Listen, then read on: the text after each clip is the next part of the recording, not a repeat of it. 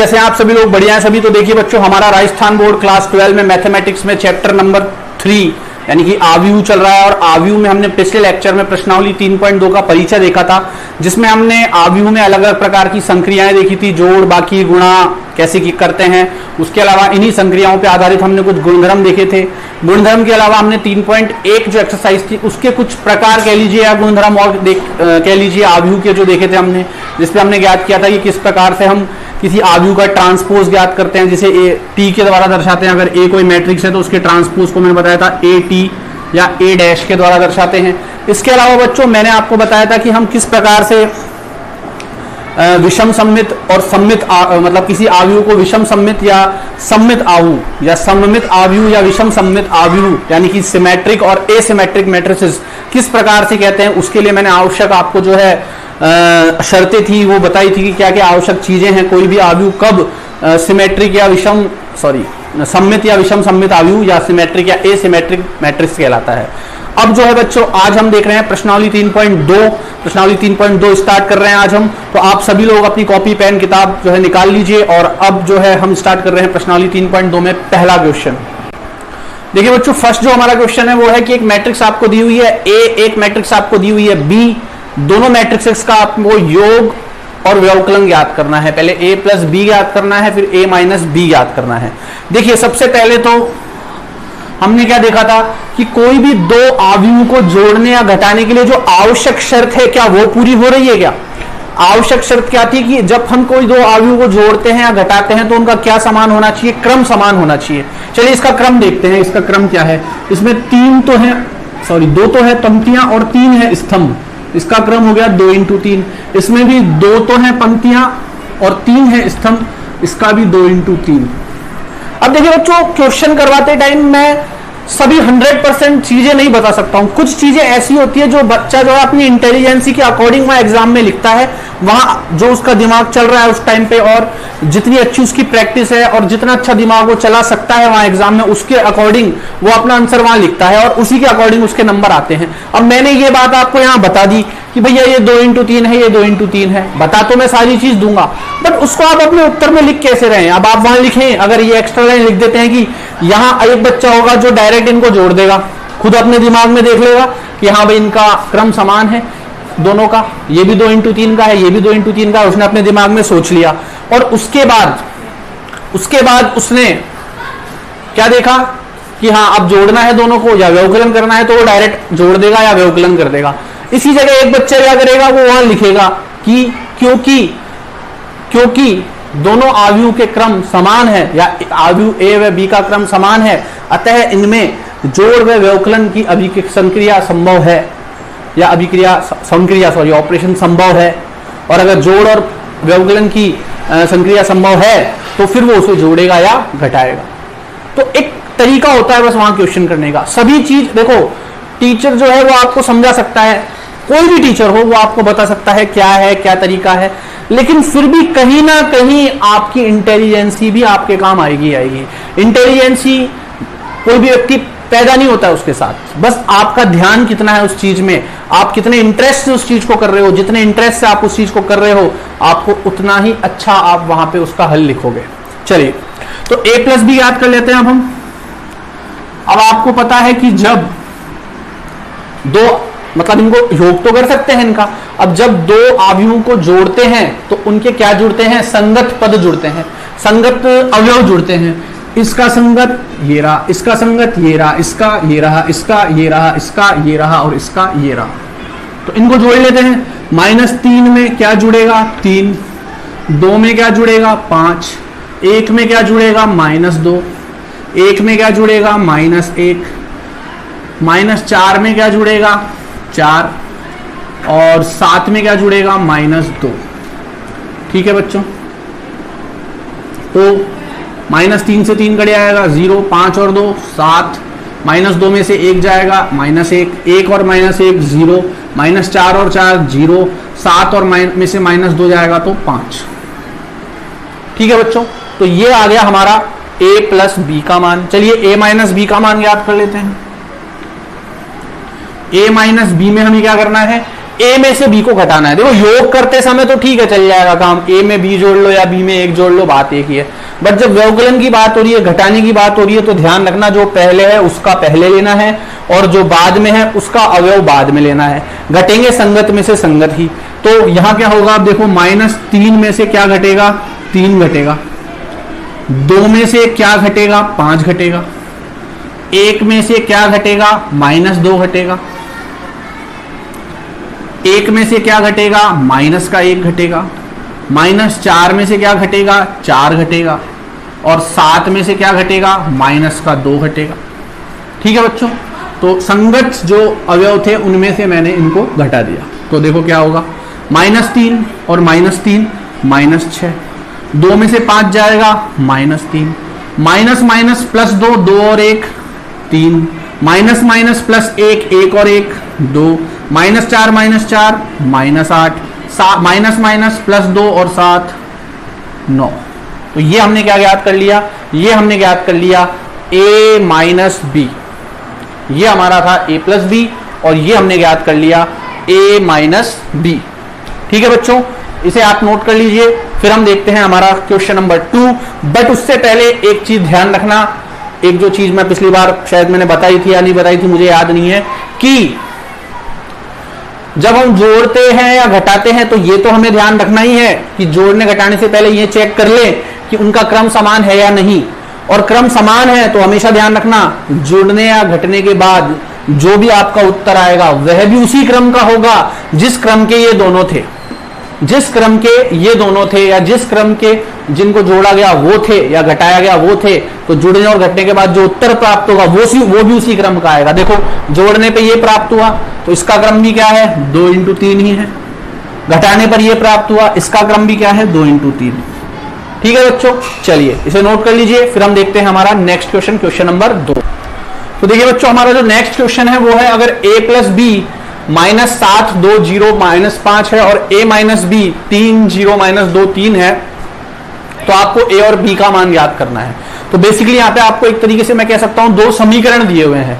पहला समीकरण है a प्लस बी बराबर ये और दूसरा समीकरण है a माइनस बी बराबर ये। हालांकि हम चैप्टर नंबर 5 जब देखेंगे तो उसमें हम आव्यूह पे लगने वाले समीकरणों की भी बात करेंगे, आव्यूह को समीकरण के रूप में कैसे देखते हैं। बट फिलहाल हम यहां देखें तो यहां भी एक समीकरण ही दिए हुए हैं हमें 2। ठीक है बच्चों, अब एक बार के लिए अगर हम ये भूल जाएं कि ये आव्यूह में हमें दिए हुए हैं और अगर आपको 9th या 10th क्लास का कोई छोटा सा क्वेश्चन में दे देता कि भैया a प्लस बी मान लो 5 है और a माइनस बी मान लो 7 है। 9th या 10th क्लास का कोई दो चर वाला रैखिक समीकरण जो हमने देखा था उसमें इस तरह से 2 समीकरण दे देता और अब मैं आपको बोलता भैया a और b का मान बताओ कितना आएगा, बताओ a और b का मान कितना आएगा। तो आप क्या करते, आप इसमें क्या लगाते, आप इसमें या तो प्रतिस्थापन विधि लगाते या विलोपन विधि लगाते। मतलब जो भी आपने 2 चर वाले रैखिक समीकरण में हल करने की विधियां सीखी थी वही तो लगाते यहाँ पे। ठीक है, तो हम क्या करते, हम विलोपन विधि लगा देते। विलोपन विधि लगाने के लिए हम क्या करते, ये समीकरण 1 हो जाता, ये 2 हो जाता, 1 और 2 को जोड़ देते थे। 1 और 2 को जोड़ते थे तो ये जुड़ जाते। क्यों जोड़ेंगे, क्योंकि ये कट जाएगा, ये विलोप हो जाएगा। और 1 और 2 को जोड़ेंगे तो क्या होगा, ये तो जुड़ जाएगा, ये तो 2 आ जाएगा, ये इससे कट जाएगा। ठीक है, और ये कितना आ जाएगा, 7 और 5 12। फिर यहां से a का मान निकाल लेंगे 6। फिर a का मान किस में रख दो, या तो 1 में रख दो या 2 में, 1 में रख देते हैं। 6 प्लस b बराबर 5, तो b का मान आ जाएगा 5 - 6 बराबर -1। यही तो करोगे 2 चर वाले रैखिक समीकरण को अगर आपको हल करना है विलोपन विधि से, तो यही तो करेंगे। दोनों समीकरणों को जोड़ा, विलोपन विधि में से विलोप करने का मतलब क्या होता है, गायब कर देना किसी एक को। तो b को तो गायब कर दिया, a में उत्तर निकाल लिया, फिर a का नाम मान वापस 1 में रखा तो b का मान आ गया। यही विधि हमको यहां लगानी है और कुछ अलग नहीं है। सिर्फ इसलिए कि इसके अंदर आव्यूह दिया हुआ है तो आप घबरा जाओ कि ये क्या है, ये है वही चीज जो आप अब तक करते आए हो, बस आव्यूह के रूप में दी हुई है। तो आव्यूह को जोड़ना घटाना गुणा करना आपने सीख ही लिया है, तो अब कोई वैसी टेंशन नहीं है। चलिए, तो मैं मान लेता हूं कि a प्लस बी, यहां लिख देता हूं माना,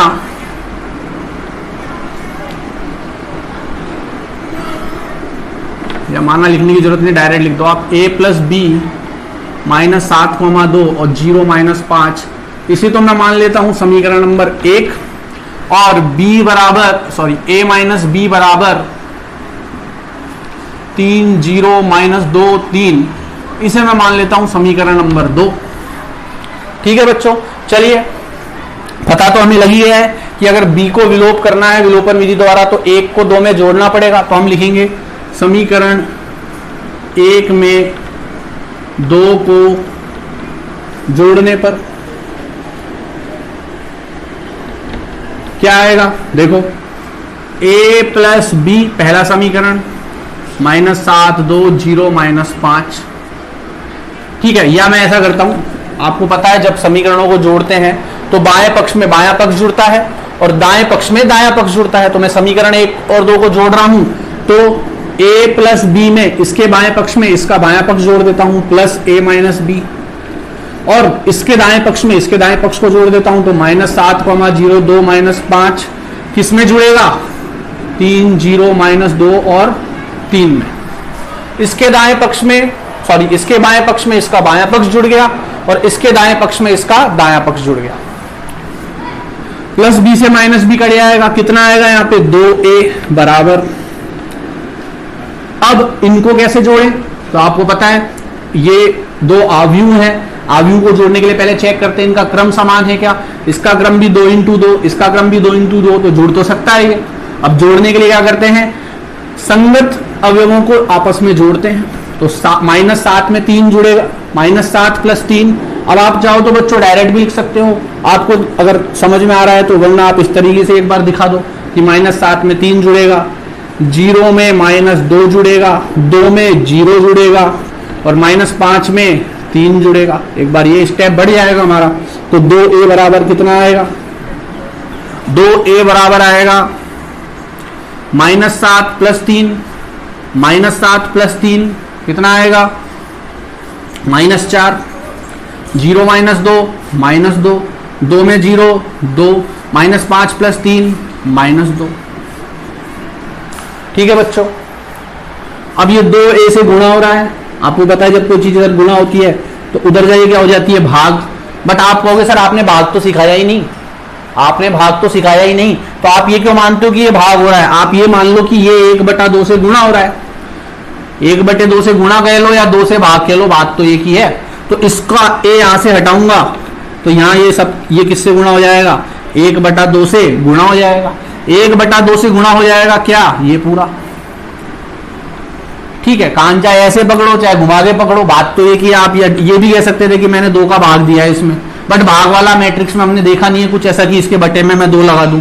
तो दूसरा तरीका क्या है कि भाई ठीक है 2 का भाग ना कह के आप ये कह लो कि 1/2 से गुणा कर लो, 2 का भाग दे लो तो भी मतलब आधा कर रहे हो, आधे से गुणा कर लो तो भी आधा ही कर रहे हो। ठीक है बच्चों, चलिए तो अब आधा जो है ये कौन सा गुणन है, ये है अदिश गुणन। अदिश गुणन में हमने क्या देखा था कि किसी एक अचर राशि k को हम पूरे मैट्रिक्स से गुणा करते थे। तो ये अचर राशि हो गई, ये अदिश हो गया और ये इन सब से गुणा होगा।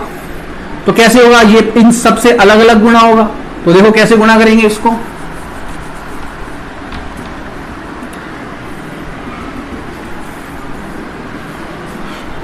ये नीचे आ जाएगा शायद, बिल्कुल आ जाएगा ये। तो a बराबर 1/2 किससे गुणा होगा, -4 से। फिर 1/2 किससे गुणा होगा, -2 से। फिर 1/2 किससे गुणा होगा, -2 से। फिर 1/2 किससे गुणा होगा, -2 से। ये हमने नई मैट्रिक्स निकाल दी a का मान निकालने के लिए। अब ये 2 इसको कितनी बार काटेगा, -2 बार। 2 इसको कितनी बार काटेगा, -1 बार। 2 इसको कितनी बार काटेगा, -1 बार। 2 इसको कितनी बार काटेगा, -1 बार। चलिए तो a का मान कितना आएगा, a बराबर आ जाएगा 1 -2 से गुणा होगा तो -2, 1 -1 से गुणा होगा -1, 1 -1 से गुणा होगा -1, 1 -1 से गुणा होगा -1। ये हमारा आ गया a का मान।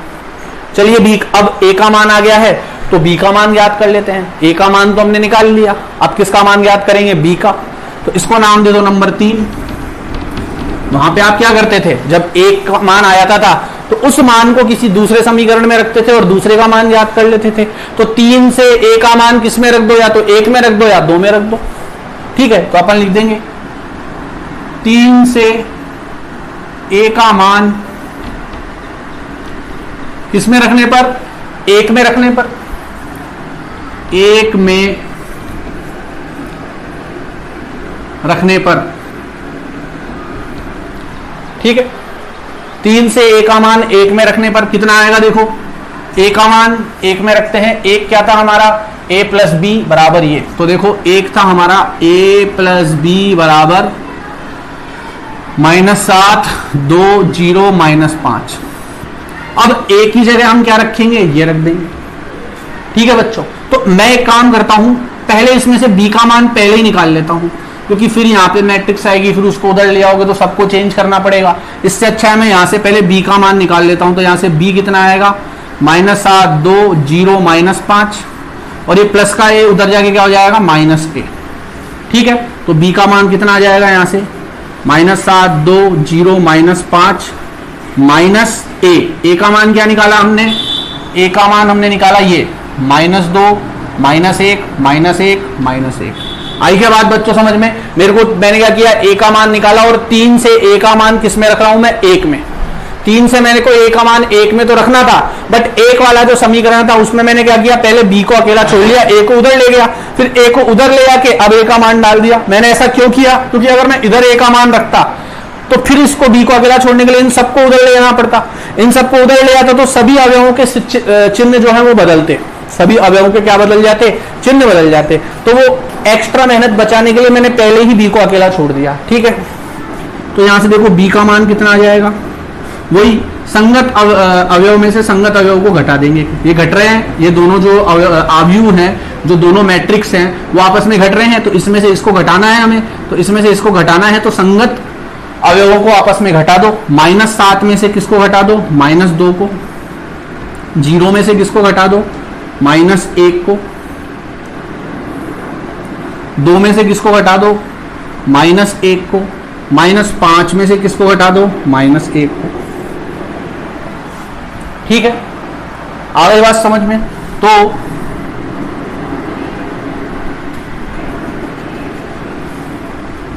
b का मान कितना आ जाएगा बच्चों? अब यहां से तो b का मान आ जाएगा -7 और माइनस +2, तो -7 में से +2 जाएगा तो -5, माइनस +1, 2 -1 तो 2 और 1 3, -5 -1 -4, तो b का मान ये आ गया। तो हम लिख देंगे अतः, और फिर जो a का मान आया वो लिख देना, a बराबर तो ये आ गया और b बराबर ये आ गया। ये हमारा उत्तर हो गया, ठीक है बच्चों। तो हमने क्या देखा? इस प्रकार से हमें 2 समीकरण दिए हुए थे, हमने विलोपन विधि लगाई और a और b का मान ज्ञात कर लिया। इसे नोट कर लीजिए, पॉज करके इसे नोट कर लो। फिर थर्ड क्वेश्चन देखते हैं हम पॉज करके इसे नोट कर लीजिए पहले। देखिए बच्चों, हमारा जो नेक्स्ट क्वेश्चन है वो क्या कह रहा है? देखो हमारे को कह रहा है कि a तो ये है, b ये है, अगर a + 2b + c बराबर o है तो आपको c क्या होगा? c का मान ज्ञात करना है। और o जो है वो यहाँ पे क्या है? एक शून्य आव्यूह है। शून्य आव्यूह आप समझते हैं जिसके सभी अवयव क्या हो? शून्य हो, ठीक है बच्चों। तो देखो a का मान दे दिया, b का मान दे दिया, एक समीकरण दे दिया जिसमें a और b का मान हमें पता है, तो एक तरीके से ये a और b का मान तो हम इसमें रख देंगे। और c का मान निकालना है, o का मान भी हमें पता है, o में सभी अवयव क्या होते हैं? शून्य। तो मैं कह सकता हूं ये एक चर में समीकरण है। वैसे चर तो इसमें 4 हैं, पर a, b और o का मान तो हमें पता है, तो ये तो एक चर वाला समीकरण ही हो गया। तो एक चर वाले समीकरण को हम कैसे हल करते हैं? बस वही हल इसमें हमको दिखाना है। तो देखो, अगर ये कह रहा है कि a + 2b + c बराबर o है, तो यहां से मुझे पता है a का मान क्या है, b का मान क्या है, और c शून्य आव्यूह है, तो o का मान भी एक तरह से मुझे पता है। शून्य आव्यूह में सभी अवयव क्या होते हैं? शून्य होते हैं। तो मुझे एक तरह से c का मान ज्ञात करना है। तो c का मान ज्ञात करना है तो मैं c का मान यहां से निकाल लेता हूं। c को मैं इधर अकेला छोड़ देता हूं, प्लस का o पहले से उधर है, प्लस का a इधर जाके -a हो जाएगा, और प्लस का 2b उधर जाके क्या हो जाएगा? -2b, ठीक है बच्चों। अब मैं क्या करता हूं? इनके मान डाल देता हूं। तो देखो o जो है वो एक शून्य आव्यूह है। o क्या है? एक शून्य आव्यूह है, और शून्य आव्यूह जो होता है उसके अंदर सभी अवयव क्या होते हैं? शून्य। तो अब आप मुझे ये बताइए कि मुझे o का क्रम तो नहीं पता। आप कहोगे ठीक है सर, शून्य आव्यूह है, सभी अवयव शून्य होंगे, बट क्रम तो हमें पता ही नहीं है, किस क्रम का लिखेंगे हम इसे? इसका क्रम तो हमें पता ही नहीं है। तो देखो शून्य है उसके सभी अवयव, तो क्रम कुछ भी लिख लो, कितने भी शून्य डाल दो रहेगा तो टोटल शून्य ही। उस आव्यूह में आप कितने भी अवयव के रूप में शून्य डाल दो रहेगा तो वो शून्य ही ना। तो हम क्या करेंगे, हमारी सहूलियत के हिसाब से इसका क्रम बना देंगे। हमारी सहूलियत किसमें रहेगी कि जिस क्रम के ये दोनों हैं, जिस क्रम के ये दोनों हैं, देखो इन दोनों का क्रम तो समान होगा ही, क्योंकि यहाँ पे जोड़ने और घटाने की संक्रिया हो रही है या व्यवकलन की संक्रिया हो रही है। तो एक बात तो निश्चित है कि व्यवकलन तभी होगा ए और बी के बीच में जब इनका क्रम समान होगा। तो इसका क्रम भी तीन पंक्तियां, 2 स्तंभ, तो 3 इंटू 2, इसका भी 3 इंटू 2। तो हम क्या करेंगे, जो ओ है इसे भी 3 इंटू 2 के क्रम का ही ले लेंगे, क्योंकि ओ में सभी अवयव शून्य होते हैं। उसे किसी भी क्रम का बना लो, रहेंगे सब उसमें शून्य, लास्ट में मान उसका शून्य ही निकलना है। तो ओ जो शून्य आव्यूह होता है उसके क्रम जो है या उसका क्रम निर्धारण हम हमारे हिसाब से, हमारी सहूलियत के हिसाब से, जैसे हमारे प्रश्न की डिमांड है, रिक्वायरमेंट है, उसके अकॉर्डिंग कर सकते हैं। तो यहां पे मैं 0 0 0 0 0 0 ये मान लेता हूं, इसे ओ को तो मैं ये मान लेता हूं, इसे मैंने 3 इंटू 2 का ही क्या बना दिया, आव्यूह बना दिया। अब आगे आ जाते हैं माइनस माइनस ए। अब ए क्या है भाई, ए है 1 2 3 3 1 माइनस 1, तो ए का मान रख दिया, माइनस 2 और फिर बी का मान रख दो। अब देखो 2 किससे गुणा हो रहा है, बी से, तो यहाँ 2 जो है वो आव्यूह बी से गुणा होगा तो कितना आएगा, 2 1 माइनस 1 1 2 0। ठीक है बच्चों, तो ये हम जब इस पूरे को हल कर लेंगे तो हमारे पास किसका मान आ जाएगा, सी का मान आ जाएगा। चलिए तो सी का मान निकाल लेते हैं। देखो एक बार के लिए इसे तो आप रहने दो, इसे तो 0 0 0 0 0 0 ही लिख दो, क्योंकि इसको तो इसका तो लास्ट में हम कर लेंगे। और वैसे भी आपको पता है बोर्ड मास के हिसाब से, बोर्ड मास के नियम के हिसाब से, बोर्ड मास के हिसाब से सबसे पहले क्या होना चाहिए, यहाँ पे 2 चीजें हो रही है, एक तो व्यवकलन हो रहा है और एक गुणा हो रहा है। 2 इससे गुणा हो रहा है और व्यवकलन, तो सब्ट्रैक्शन पहले थोड़ी होगा, पहले तो मल्टीप्लाई होगा। और ये कौन सा गुणन है, अदिश गुणन है, किसी एक संख्या से पूरी मैट्रिक्स को गुणा करना है, कैसा भी गुणन है तो गुणा। तो पहले बोर्ड मास के नियम के हिसाब से क्या होना चाहिए, मल्टीप्लाई। तो इन दोनों को तो आप ऐसे की ऐसे लिख लो, इन दोनों को तो ऐसे की ऐसे लिख लो, और पहले इसे गुणा कर दो। तो ये क्या होगा, -2 जो है वो इन सभी से गुणा हो जाएगा। तो क्या निकल के आएगा हमारे पास, या ऐसा करो -2 से गुणा करते हो अगर इन सबको, तो ये माइनस तो आप ले लिया, तो यहाँ प्लस लिखना पड़ेगा। और अगर सिर्फ 2 से गुणा कर रहे हो तो फिर यहाँ माइनस छोड़ देना। बात आई क्या समझ में? अगर -2 से गुणा कर रहे हो तो माइनस तो 7 ले गए यहाँ पे, तो यहाँ तो फिर प्लस बचेगा, माइनस तो गया। और अगर प्लस नहीं चाहिए, माइनस चाहिए, तो सिर्फ 2 से गुणा कर दो। फिर सिर्फ इस आव्यूह को किससे गुणा कर दो, 2 से। तो 2 दूनी 4, 2 एकम 2, 2 एकम 2, 2 दूनी 4, 2 -1 से होगा -2, 2 0 से होगा 0। ठीक है, चलिए अब हम कर लेते हैं हमारा आगे का प्रोसीजर। इसमें से अब इसको घटा लेते हैं पहले। तो देखो अब डायरेक्ट घटा रहा हूं मैं, 0 में से 1 जाएगा -1, 0 में से 3 जाएगा -3, 0 में से 2 जाएगा -2, 0 में से 1 जाएगा -1, 0 में से 3 जाएगा -3, 0 में से -1 जाएगा तो +1 आएगा। ध्यान रखना यहाँ पे बच्चों, थोड़ा सा आपको ये ध्यान रखना पड़ेगा प्लस माइनस का। एक भी प्लस माइनस इधर होगा, इधर उधर हुआ तो आगे की पूरी संक्रिया फिर गलत, उत्तर गलत निकल के आएगा। तो ये 0 है, ये माइनस है, ये माइनस है, तो ये माइनस माइनस क्या हो जाएगा, +1 और +1 आ जाएगा यहाँ पे। ठीक है, बाकी किसी में माइनस नहीं था तो ये माइनस, इन सबको तो माइनस बना दिया, जितने भी प्लस थे वो तो माइनस हो गए, और माइनस माइनस +1 हो जाएगा। ठीक है, बेसिक से गणित है। अब इसमें से क्या घटाना है हमें, अब ये घटाना है, 4 2 2 -2 2 4 0। तो चलिए इसे घटा लेते हैं, इसे मैं यहां कर देता हूं। ठीक है, तो C का मान देखिए कितना आएगा, -1 में से 4 जाएगा, -3 में से 2 जाएगा, -2 में से -2 जाएगा, -1 में से -4 जाएगा,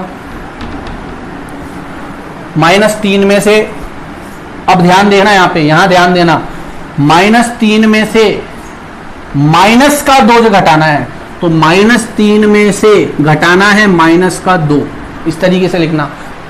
-3 में से, या तो इसको -3 माइनस +2 लिख लो, या पूरा प्रॉपर तरीके से चल रहे हो तो -3 में से घटाना है तो घटाने का चिन्ह लगा दिया -2। बस यहां गलती होती है, बाकी तो ये बिल्कुल ईजी है, इसमें कुछ भी दिमाग लगाने की जरूरत नहीं, बिल्कुल सीधा सीधी प्रक्रिया चल रही है। समस्या जो आती है वो कहां आती है, जब बच्चे जो है प्लस या माइनस में गलती कर देते हैं। ठीक है बच्चों, चलिए तो लास्ट में हम लिखेंगे 1 में से क्या घटेगा, 0 घटेगा। ठीक है, अब जो है इसको हल कर लेते हैं तो ये क्या हो जाएगा, देखो -1 -4 -5 -3 -2 -5 -2 -2 -4 -1 -4 -5 माइनस माइनस +2 और -3 में से +2 जाएगा तो -1 और 1 में से 0 जाएगा तो 1। ठीक है बच्चों, ये आ गया हमारा C का मान और यही हमें ज्ञात करना था, तो ये आ गया हमारा हल। C बराबर ये आ गया हमारे पास। ठीक है बच्चों, इसे नोट कर लीजिए, फिर आगे चेक कर देखते हैं 4th क्वेश्चन। पहले इसे नोट कर लीजिए आप। देखिए बच्चों, हमारा नेक्स्ट क्वेश्चन जो है वो है a दिया हुआ है, b दिया हुआ है, 3a² - 2b दिया हुआ है, ज्ञात करना है। सॉरी, देखिए बच्चों, इससे पहले मैं एक बात आपको बताना चाहता हूं कि ये जो मैं कर रहा हूं, एक एक क्वेश्चन करवा रहा हूं। गणित पढ़ने का वैसे ये तरीका नहीं होता है। गणित पढ़ने का सबसे बेस्ट तरीका क्या होता है कि हमने पूरी थ्योरी समझ ली है, एक्सरसाइज की जितनी भी चीजें थी वो सब हमने समझ ली है, उसके बाद क्वेश्चन हम खुद हल करें, वही सबसे बेस्ट तरीका होता है। बट यहाँ जो ये जो ऑनलाइन क्लास होती है ये एक वन वे कम्युनिकेशन होता है, इसमें सिर्फ मैं बोलता हूँ। क्लास में तो होता है, क्लास में होते हैं अगर हम तो हर चीज आप लोगों से पूछ लेते हैं कि हाँ भाई ये समझ में आ गया है तो चलिए ठीक है ये क्वेश्चन आप लोग कर लेंगे। आपकी तरफ से पॉजिटिव रिप्लाई आता है तो आपको करने के लिए दे दिया जाता है, नेगेटिव रिप्लाई आता है तो फिर हमारे द्वारा करवाया जाता है। लेकिन ये ऑनलाइन क्लास है, यहाँ सिर्फ एक तरफा बात हो सकती है, सिर्फ मैं आपसे कह सकता हूँ, आप कुछ जवाब नहीं दे सकते अभी। तो इसलिए मैं कोई भी चीज ऐसी नहीं चाहता हूं कि छूटे, कोई भी पॉइंट आपका छूटे, इस वजह से मैं एक एक क्वेश्चन अभी यहां करवा रहा हूं। हालांकि गणित करने का ये सही तरीका नहीं होता है, क्वेश्चंस जितने ज्यादा हो सके हमें करने चाहिए खुद। जब हम थ्योरी समझ चुके हैं, उसकी कंसेप्ट हमारा क्लियर हो गया है, पूरा सब कुछ हमारे को समझ में आ गया है कि किस तरह से जोड़ घट बाकी और ये सब होता है, तो फिर क्वेश्चंस की प्रैक्टिस हमें खुद करनी होती है। बट ठीक है, अभी जैसा कि मैंने आपको बताया कि आप लोग कोई रिप्लाई नहीं कर सकते इस पे, और मुझे पता नहीं है कि क्या पॉइंट आपके कहाँ दिक्कत आ रही है कहाँ नहीं आ रही है, तो इस वजह से मैं सभी चीजें करवा रहा हूँ, अभी सारी क्वेश्चंस मैं यहाँ करवा रहा हूँ। तो 4th क्वेश्चन जो है वो अब हम देख लेते हैं। देखो 4th क्वेश्चन में हमें A मैट्रिक्स दी हुई है, B मैट्रिक्स दी हुई है और इसका मान ज्ञात करना है। तो देखो बच्चों, कहीं ना कहीं हमें ज्ञात करना है 3a² - 2b कितना होगा, इसी का मान ज्ञात करना है हमें। तो इसका मान ज्ञात करना बहुत आसान है। वैसे मेरे पास a का मान भी है, b का मान भी है, बस इसमें रखना ही तो है और मेरे पास जो भी हल आएगा वो निकल के आ जाएगा। ठीक है, तो इसको अगर मैं देखूं, ये 3a², ये थोड़ी सी आपके लिए समस्या पैदा कर सकता है। वैसे कुछ भी इसमें खास है नहीं समस्या लाइक, बट फिर भी कि ये a² को कैसे हल करें। तो a² का मतलब कहीं ना कहीं a × a ही तो है, हमने गुणा तो सीखा ही है, तो इसे गुणा के रूप में लिख लो। मान लो क्यूब होता तो 3 बार गुणा कर देते, अब स्क्वायर है तो 2 बार, जितनी भी घात है उतनी बार गुणा करेंगे हम, क्योंकि हमने क्या सीखी है संक्रियाओं में, आई डोंट नो बच्चों ये ऑपरेशंस को संक्रिया बोला था या अभिक्रिया बोला था, वो देख लेना आप, जो ऑपरेशंस थे मैट्रिक्स के। तो जो भी है, तो हमने तो गुणा करना सीखा है ना, तो जो हमने सीखा है उसी के हिसाब से हम प्रश्न को बदल देंगे या उसी हिसाब से प्रश्न को तोड़ेंगे। ठीक है, हमें गुणा करना आता है तो हम गुणा, इसको भी गुणा के रूप में बदल लेंगे। समझ में आ रही है बात। -2b, अब क्या लिखेंगे हम, 3 × अब a का मान आएगा यहाँ पे, a मैट्रिक्स कितनी है 2 3 -1 2 इंटू, फिर a कितनी है 2 3 -1 2 -2 इंटू b कितनी है, b है 0 -1 4 7। ठीक है बच्चों, आ गई बात समझ में यहाँ तक। अब देखो ये तो है 3 से गुणा हो रहा है ये मैट्रिक्स, तो ठीक है कोई दिक्कत नहीं है। आप चाहो तो इसको पहले 3 से गुणा कर सकते हो, फिर इसको गुणा कर सकते हो, क्योंकि बॉड मास में मल्टीप्लिकेशन पहले होना चाहिए। बट क्या किससे गुणा होगा उसमें कोई दिक्कत नहीं है, पहले इसको इससे कर लो या पहले इसको इससे कर लो, ये हमने देखा भी था ये गुणधर्म। ठीक है, या तो इसको इससे करके फिर इससे कर लो, या इसको इससे कर लो फिर इससे कर लो। हमने देखा था कि या तो a × b × c कर लो, या ए इंटू बी इंटू सी कर लो, मतलब पहले बी को सी से गुणा करके ए से गुणा कर लो, या पहले ए को बी से गुणा करके फिर सी से गुणा कर लो, उसमें कोई दिक्कत नहीं है। और ये तो वैसे भी मैट्रिक्स नहीं है, ये तो एक अचर पद है, तो ये तो अदिश गुणन है, स्केलर प्रोडक्ट है ये तो, ठीक है। चलिए तो इसको करते हैं। पहले 3 को मैं इससे कर रहा हूं, 3 इससे गुणा होगा तो 6, 3 इससे गुणा होगा तो -3, 3 इससे गुणा होगा तो 9 और 3 दूनी 6, ठीक है। अब इससे क्या गुणा होगा भाई, इससे गुणा होगा 2, 3, -1, 2 और फिर उसमें से ये घटेगा, तो ये भी तो एक अदिश गुणन ही है, गुणा तो हम सारे एक साथ कर सकते हैं, तो इसको भी इससे गुणा कर लो। तो इसको इससे गुणा करोगे तो क्या आएगा, 2 0 से गुणा होगा 0, 2 4 से गुणा होगा 8। अब ध्यान रखना -2 से गुणा नहीं कर रहा हूं मैं, अगर -2 से गुणा करते हो तो फिर यहां प्लस लगा देना, और अगर सिर्फ 2 से गुणा कर रहे हो तो यहां माइनस रहने देना, ठीक है। और अगर -2 से गुणा कर रहे हो तो यहां प्लस लगाना, फिर -2 से। तो मैं सिर्फ 2 से कर रहा हूं, माइनस मैंने यहां बाहर लगा रखा है। 2 0 से होगा 0, 2 4 से होगा 8, 2 -1 से होगा -2 और 2 7 से गुणा होगा तो 14, ठीक है। अब बात आती है, अब हम इन दो मैट्रिसेस को गुणा करेंगे, इसको और इसको। तो बच्चों मैट्रिक्स को गुणा करना मैंने आपको पिछले लेक्चर में सिखाया था थ्योरी भाग में, और मैट्रिक्स को गुणा करना जो है उसमें थोड़ा सा दिमाग आपको लगाना पड़ता है, कहीं ना कहीं दिमाग आपको उसमें लगाना पड़ता है, थोड़ा ध्यान रखना पड़ता है चीजों का। तो एक क्विक सा रिवीजन, एक छोटा सा रिवीजन अपन देख लेते हैं। क्या सीखा था हमने कि अगर मान लो एक मैट्रिक्स थी AIJ, एक और ए बराबर ये था, बी बराबर भी था AIJ, इसका m इंटू एन था, इसका p इंटू क्यू था क्रम। तो हम इन दोनों को कब गुणा कर सकते थे, जब ये n किसके बराबर हो, p के, जब n किसके बराबर हो, p के, मतलब पहले वाले आव्यूह के स्तंभों की संख्या दूसरे वाले आव्यूह के किसके बराबर हो, पंक्तियों के बराबर हो, तब तो हम इसे गुणा कर सकते थे। मान लो ये बराबर आ गया तो हम a इंटू बी जो भी आएगा, a इंटू बी जो भी नया मैट्रिक्स निकल के आया, मान लो AIJ एक और मैट्रिक्स निकल के आ गया a इंटू बी करने पर, तो मैंने बताया था उसका क्रम क्या होगा। फिर उसका क्रम हमेशा, आपने गुणा नहीं किया फिर भी आप क्रम तो बता सकते हो, अगर इसके स्तंभों की संख्या इसकी पंक्तियों की संख्या के बराबर आ गई और आपको पता है हम गुणा कर सकते हैं बट गुणा नहीं कर रहे हो, तो भी आप बता सकते हो कि गुणा करने के पश्चात इनका क्रम क्या आएगा। वो क्या आएगा, इसके तो पंक्तियों की संख्या और इसके स्तंभों की संख्या, ठीक है। ये मैंने आपको बताया था। तो अब इसका इसी के ऊपर आ जाओ, इस पे आ जाओ। देखो बच्चों ये जो है ये हमारा पहला मैट्रिक्स है और ये जो है हमारा दूसरा मैट्रिक्स है। इसका अब ये सब चीजें हम यहां लिखेंगे नहीं कि इसका क्रम 2 इंटू 2, ये तो एक गुणा आ गया बीच में किसी क्वेश्चन के, तो हमें गुणा करना तो डायरेक्ट आना चाहिए। बट ये तो है हमारा पहला मैट्रिक्स, इसका क्रम है 2 इंटू 2, इसका क्रम क्या है 2 इंटू 2, दोनों का क्रम क्या है 2 इंटू 2। तो पहले वाले का भी 2 इंटू 2 और दूसरे वाले का भी 2 इंटू 2, इसका भी 2 इंटू 2, एक बार के लिए लिख देता हूं मैं, और इसका भी 2 इंटू 2। तो मैं क्या देख पा रहा हूं कि इसके स्तंभों की संख्या इसकी पंक्तियों की संख्या के बराबर है, ये भी इसके स्तंभों की संख्या भी 2 और इसकी पंक्तियों की संख्या भी 2। तो हम इसे गुणा तो कर सकते हैं, हम इसे गुणा तो कर सकते हैं। तो अगर हम इसे गुणा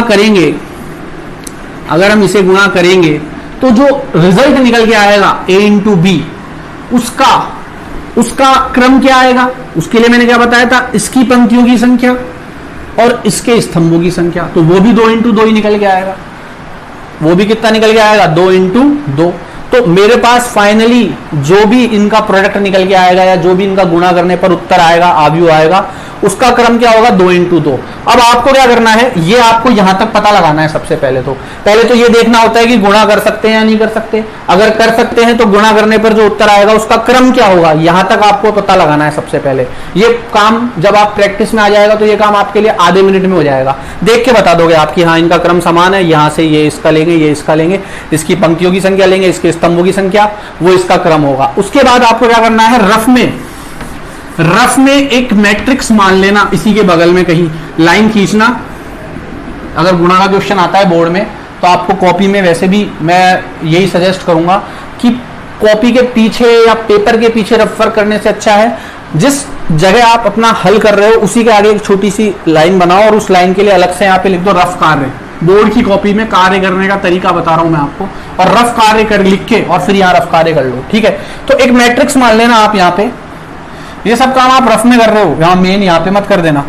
तो अब आपको पता है कि जो हमारा उत्तर निकल के आएगा, जो हमारा उत्तर निकल के आएगा उसके अंदर जो क्रम होगा वह भी कितने का होगा, 2 × 2 का ही होगा, ठीक है। तो मैं क्या मान लूंगा, एक मैट्रिक्स मान लूंगा 2 × 2 क्रम की, A11 A12 A21 A22। यहां तक का काम आपको समझ में आ गया होगा। जब भी दो मैट्रिक्स को गुणा करो, पहले तो देखो क्या उनको गुणा कर सकते हैं, कैसे पता लगेगा, पहले वाले की स्तंभ और दूसरे वाले की पंक्ति समान हो। अगर कर सकते हैं तो फिर ये पता लगाओ कि गुणा करने पर जो आव्यूह आएगा उसका क्रम क्या होगा, कैसे पता लगाएंगे, इसकी तो पंक्ति और सॉरी इसकी तो पंक्तियों की संख्या इंटू इसके स्तंभों की संख्या। जब हमें पता लग जाएगी उसका क्रम क्या होगा तो उस क्रम का एक आव्यूह रफ में मान लो। इस तरीके से मानना तो आपको आता ही है, 2 × 2 का ऐसे ही तो बनाओगे, A11 A12 A21 A22। 3 × 2 का बनाना होता है, 3 इसमें एक मान लो, एक आपको स्तंभ और जोड़ना है तो A13 A23, ठीक है। अब क्या करो, अब यहां से मैंने आपको तरीका बताया था गुणा ज्ञात करने का, ठीक है। तो मैंने आपको इन दोनों को गुणा करने का तरीका कैसे बताया था।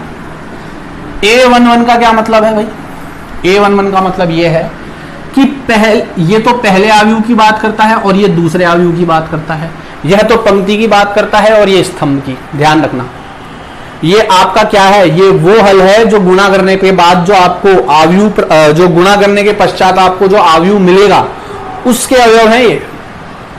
तो इसमें ये जो पहला जो इसका स्थान का जो पहला हल है या पहला जो अक्षर है एक, वह तो किसकी बात करता है, पहले वाले आव्यूह की, और ये किसकी बात करता है, दूसरे वाले आव्यूह की।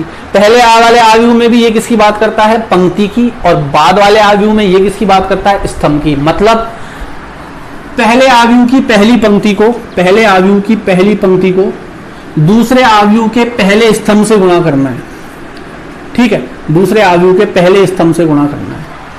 मैंने बताया ये तो बात करता है पहले आव्यूह की बात करता है, और उसमें भी किसकी, पंक्ति की।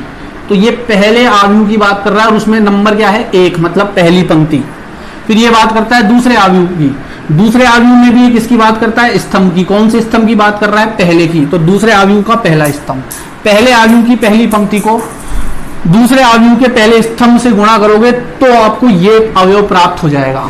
तो कैसे करेंगे, देखो 6 को तो गुणा करेंगे 2 से, और फिर प्लस का चिन्ह लगा के -3 को गुणा करेंगे 3 से, ठीक है बच्चों।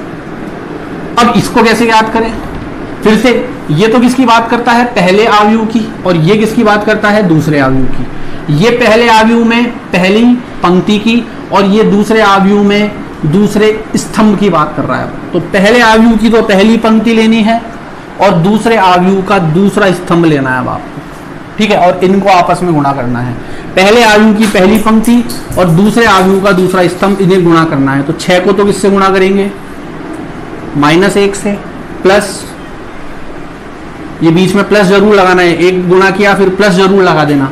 -3 को किससे गुणा करेंगे, 2 से, ठीक है। अब इधर आ जाओ,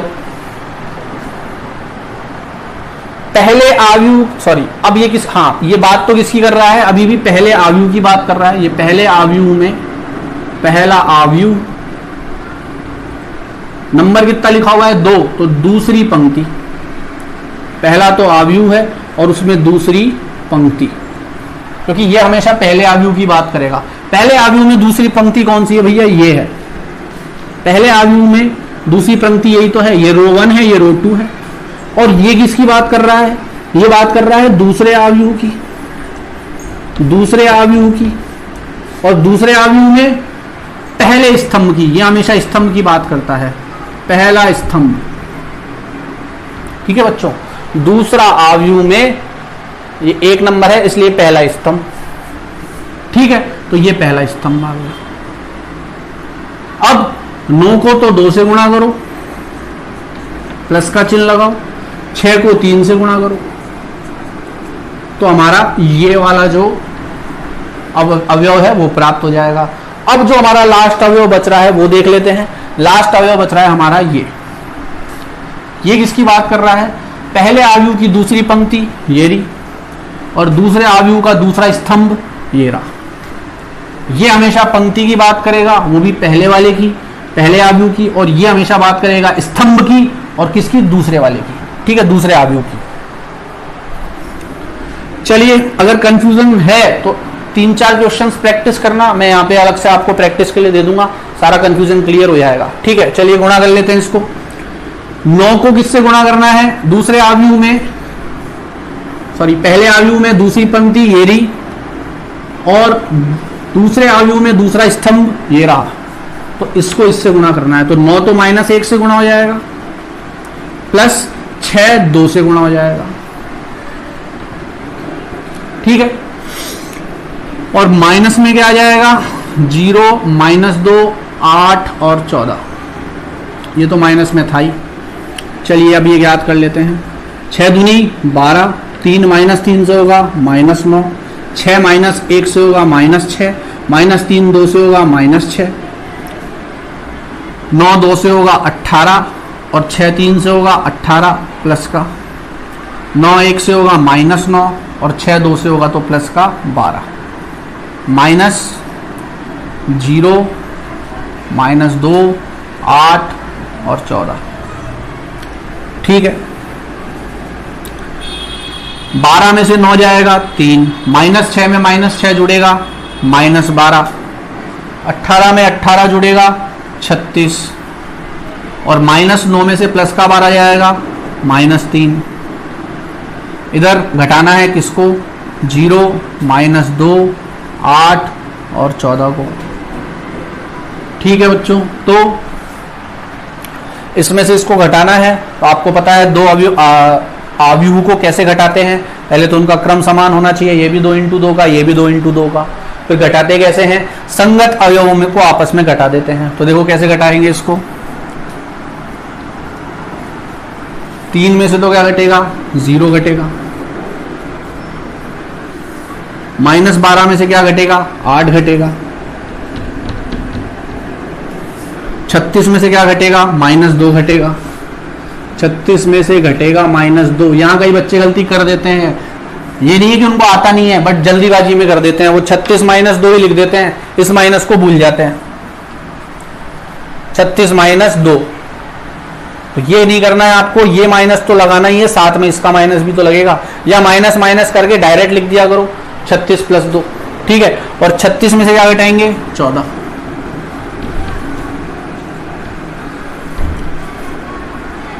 3 में से 0 जाएगा 3, -12 और -8 -20, माइनस माइनस प्लस प्लस 36 +2 जो है 36 में जुड़ेगा तो 38, और 36 में से 14 जाएगा तो प्लस का 22। तो बच्चों फाइनली हमारा उत्तर ये आ गया। इसका मतलब हम लिख देंगे अतः 3a² - 2b, इसी का तो मान निकाला है हमने, बराबर 3 - 20 38 और 22, ठीक है। ये आ गया हमारा हल प्रश्न 4 का, इसे नोट कर लीजिए। फिर हम देखते हैं क्वेश्चन नंबर 5। तो देखिए बच्चों, हमारा जो 5th क्वेश्चन है वो है ए मैट्रिक्स दी हुई है, बी मैट्रिक्स दी हुई है, और आपको दिखाना है कि ए बी जो है वो किसके बराबर नहीं है, बी ए के। और ये हमने सीखा भी था कि ए को बी से गुणा करने पर जरूरी नहीं है वही उत्तर आए जो बी को ए से गुणा करने पर आएगा, हो सकता है उनका क्रम बदल जाए, क्रम नहीं बदले तो हो सकता है उसके हल बदल जाए, ठीक है, उनका जो है अवयव बदल जाए अंदर के। तो ये चीज हमें सिद्ध करनी है। हालांकि ये क्वेश्चन मैं आपको होमवर्क में देने वाला था, लेकिन क्योंकि इसमें गुणा की बात हुई है और गुणा जो है हमें थोड़ा और क्लियर मैं आपको करवाना चाह रहा था, थोड़ा जो अगर कोई कंफ्यूजन है तो इस वजह से ये क्वेश्चन मैंने लिया है। इसमें हम गुणा देख रहे हैं, तो देखो सबसे पहले तो हमें ज्ञात करना है a × b, फिर हम ज्ञात कर लेंगे b × a। अब फिर हम ये देखेंगे कि क्या वो बराबर आ रहा है या नहीं आ रहा है। वैसे इसने दिखाने के दर्शाने के लिए कहा है, सिद्ध करने के लिए कहा है, तो नहीं आएगा वो, ठीक है। चलिए तो a × b निकाल लेते हैं सबसे पहले। देखो बच्चों, a × b निकालने से पहले हमें ये देखें कि a और b का क्रम क्या है, ठीक है। तो मान लो ये जो a है, ये जो भी मैट्रिक्स दी हुई है aij, इसका क्रम कितना है, इसका क्रम है, पंक्तियों तो कितनी है इसमें 2, और स्तंभ कितने हैं, 1 2 3 4, तो ये 2 × 4 का है और इसके अवयवों को मैंने AIJ के द्वारा दर्शा दिया अभी। फिर ये जो दूसरा है B, इसके अवयवों को चलो मैं BIJ के द्वारा दर्शा देता हूं, ठीक है। हालांकि आप देखेंगे तो अवयव तो समान है, इनके अवयव समान है, अवयव अलग नहीं है, बस आगे पीछे या ऊपर नीचे हो रखे हैं, क्रम पंक्तियां या स्तंभों में अंतर हो सकता है, बाकी अवयव वही है, 0 1 2 3 0 1 2 3 3 2 1 0 3 2 1 0, तो अवयव अलग नहीं है, अवयव दोनों के समान है। तो आप चाहो तो AIJ से भी दर्शा सकते हो। और ये जो है इसका क्रम कितना है, इसमें 4 तो जो है आपकी क्या है, 1 2 3 4, 4 तो क्या है पंक्तियां, और 1 और 2, 2 क्या है स्तंभ है, ठीक है। ये मैंने मान लिया, A को तो ये मान लिया और B को ये मान लिया, इसका एक क्रम ये है, इसका क्रम ये है, ठीक है। अब मैं क्या देखता हूं, मैं ये देखता हूं कि इसके स्तंभों की संख्या और इसकी पंक्तियों की संख्या समान है, तो हम इसे गुणा कर सकते हैं। इसके स्तंभों की संख्या और इसके पंक्तियों की संख्या समान है, समझ में आ गई बात, ठीक है। आप अगर चाहो इसको ढंग से तरीके से लिखना चाहो, अगर डायरेक्ट आप बस अपने लिए देख रहे हो तो भी चल जाएगा, वरना आप इसको x × y मान सकते हो, इसको आप कुछ भी मान लो, P × Q मान लो, फिर आप लिखो यहाँ पे कि भाई x × y, तो यहाँ कितना है, यहाँ x × y है 2 × 4, और P × Q कितना है, P × Q है यहाँ पे 4 × 2, ये आप मान सकते हो, ये आपने माना है, ठीक है, कि ये पहली मैट्रिक्स ये है, दूसरी मैट्रिक्स ये है, इसका क्रम आपने x × y मान लिया, इसका क्रम आपने P × Q मान लिया। फिर आप देख रहे हैं कि x × y तो है 2 × 4 और P × Q है 4 × 2, फिर आप लिखेंगे यहां y जो है कितना है 4 और P क्या है 4, तो y जो है वो किसके बराबर है, P के, y किसके बराबर है, P के, ठीक है।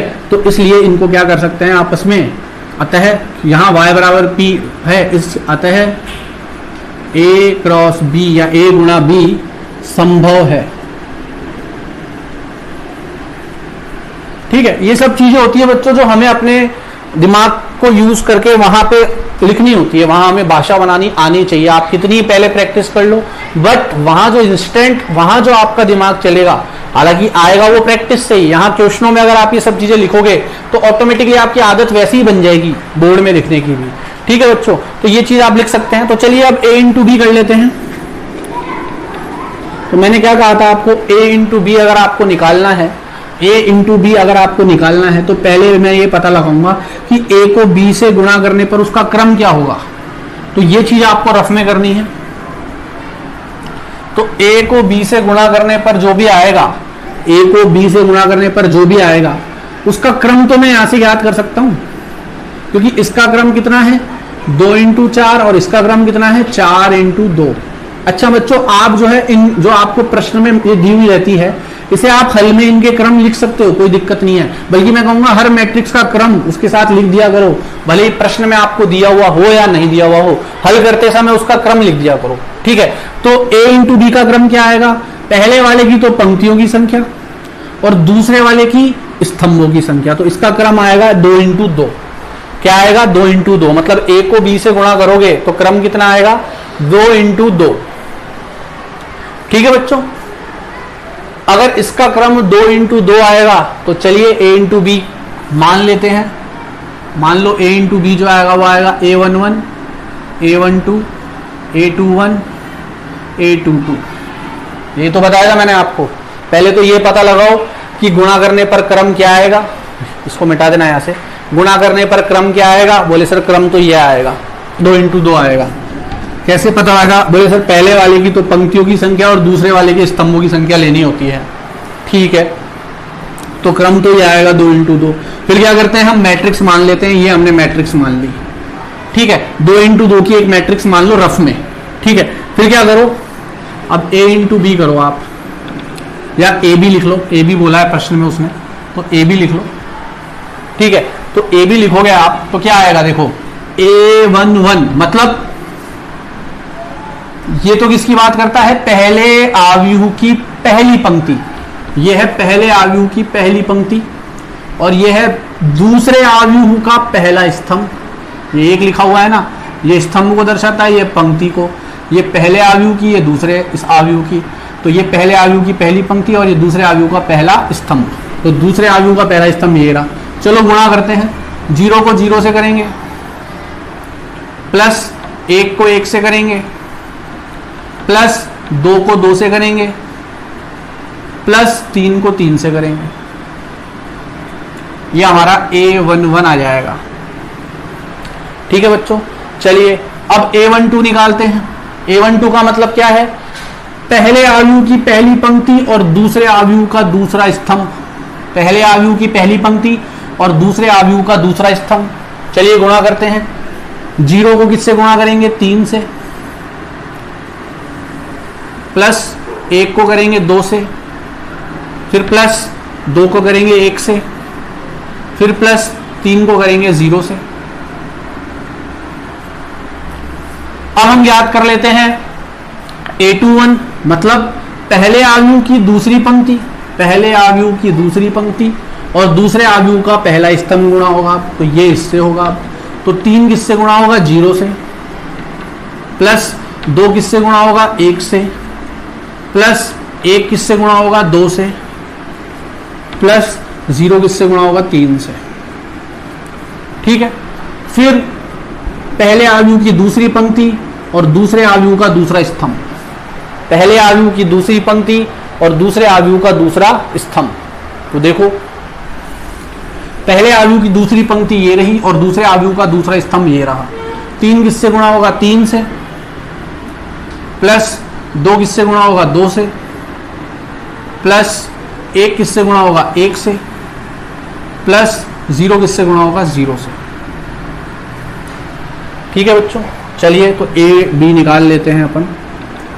देखो 0 0 से गुणा होगा 0, 1 एकम 1, 2 दूनी 4 और 3 तिया 9। फिर 0 3 से गुणा होगा 0, 2 एकम 2, 2 एकम 2, 3 को 0 से गुणा करेंगे 0। फिर 3 0 से गुणा होगा 0, 2 एकम 2, 2 एकम 2 और फिर 0 और 3 3 से गुणा होगा 9, 4 1 और 0। तो A का मान A B का मान कितना आ जाएगा? 9 और 1 10 और 4 14, 2 और 2 4, 2 और 2 4, 9 और 10 और 1 14। ठीक है बच्चों, ये आ गया हमारा A B का मान। हम अब क्या निकालेंगे? B इंटू A का मान निकालेंगे। अब किसका मान निकालेंगे? B इंटू A का।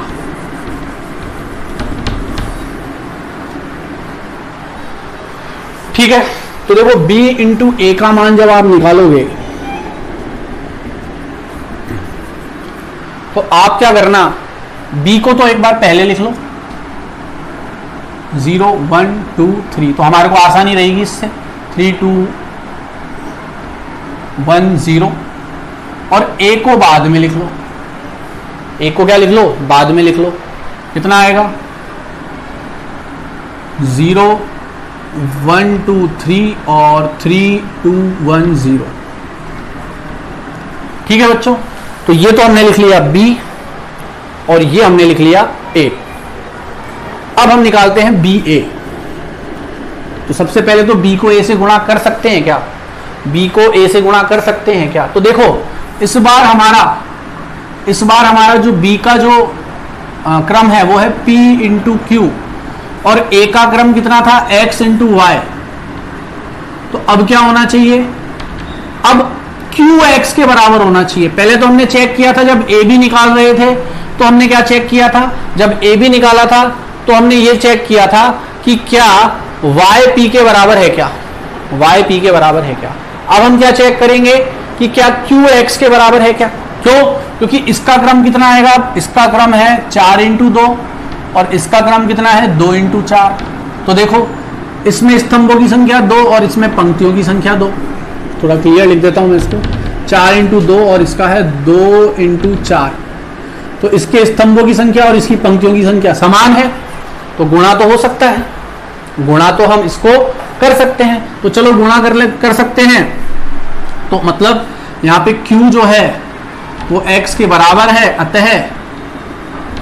अतः बी ए भी संभव है।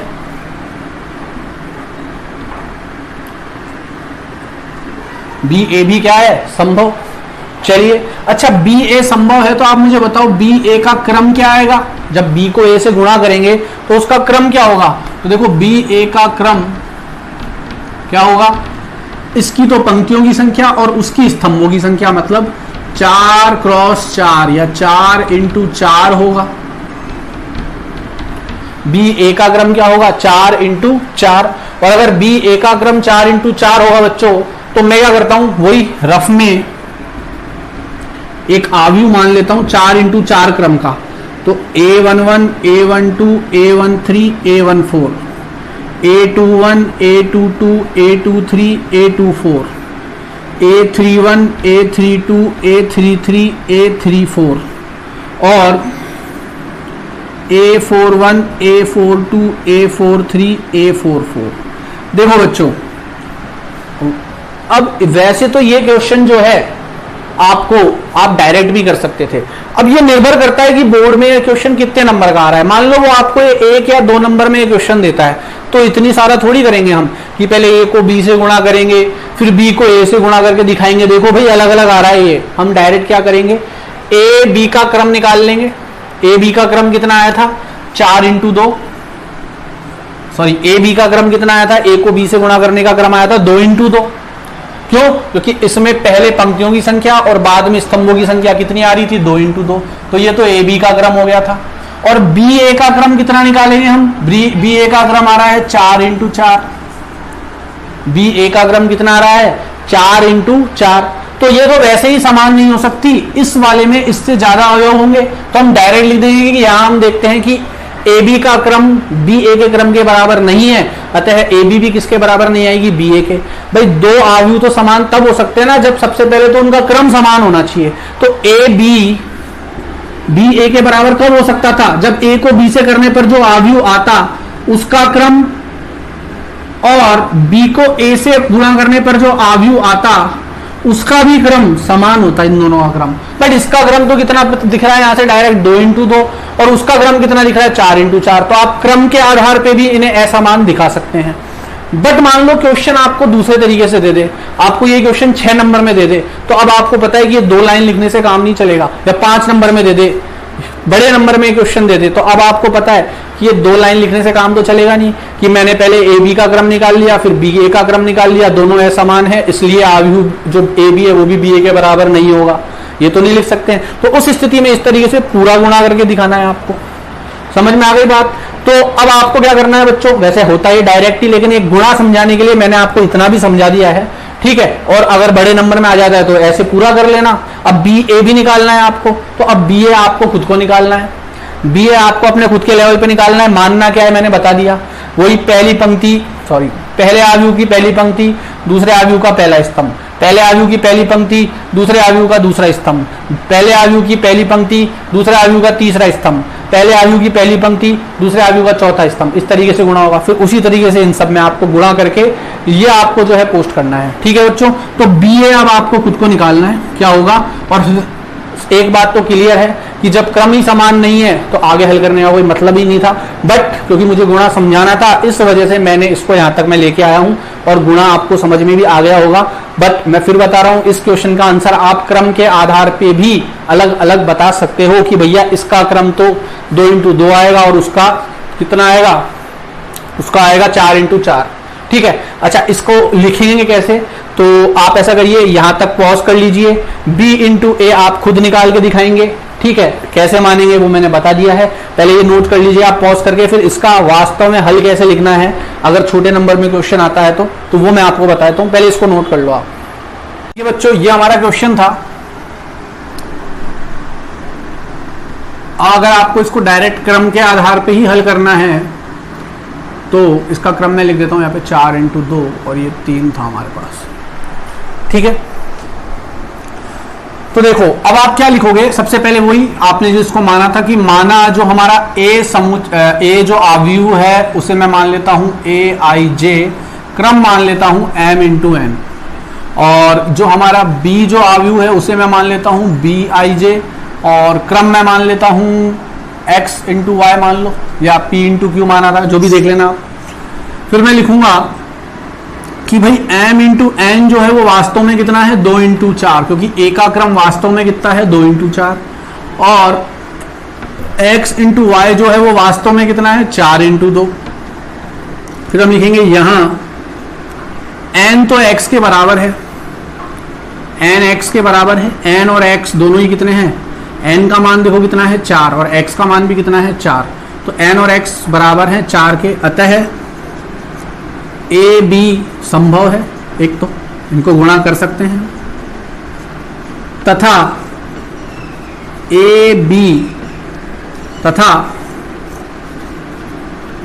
यदि मान लो a को b से गुणा करने पर जो मैट्रिक्स आएगी, a को b से गुणा करने पर जो मैट्रिक्स आएगी वो तथा a को b से गुणा करने पर जो मैट्रिक्स अगर आएगी सी आई जे, तो उसका क्रम क्या होगा, उसका क्रम होगा 2 इंटू 2, उसका क्रम कितना होगा 2 इंटू 2, 2 इंटू 2 का मतलब क्या है m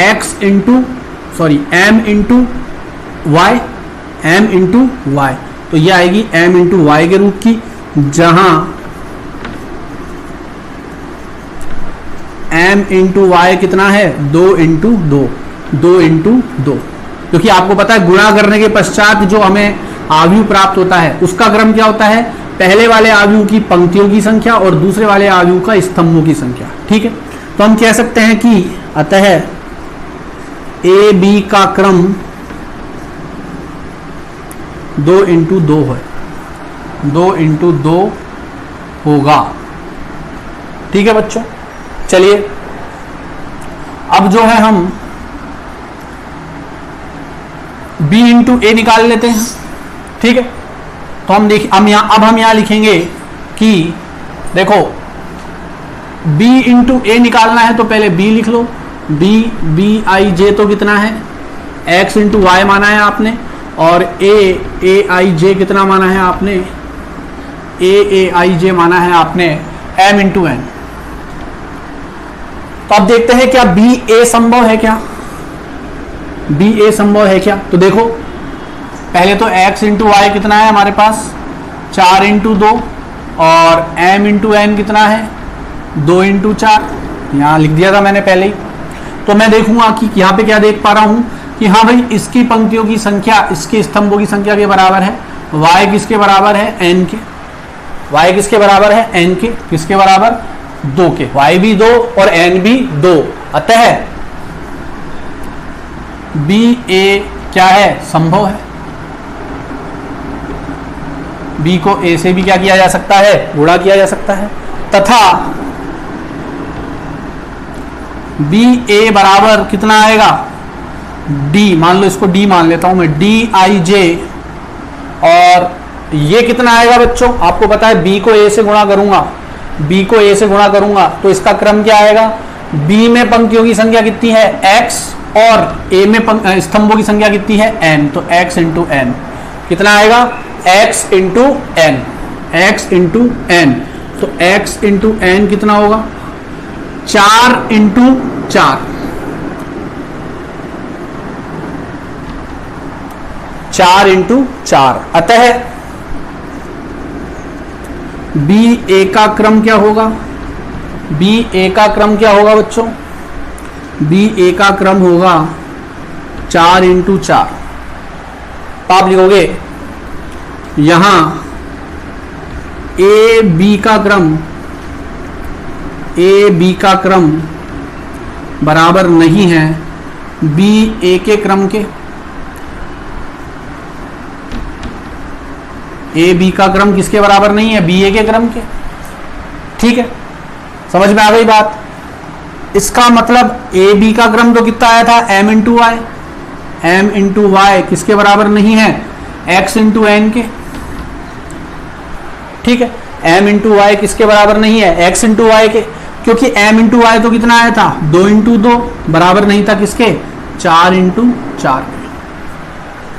ठीक है, m इंटू वाई 2 इंटू 2 आया था और x इंटू एन कितना आया था 4 इंटू 4, क्योंकि ये दोनों बराबर नहीं है इसलिए ये बराबर नहीं है और ये बराबर नहीं है, तो ये ए बी का क्रम था और ये बी ए का क्रम था। अतः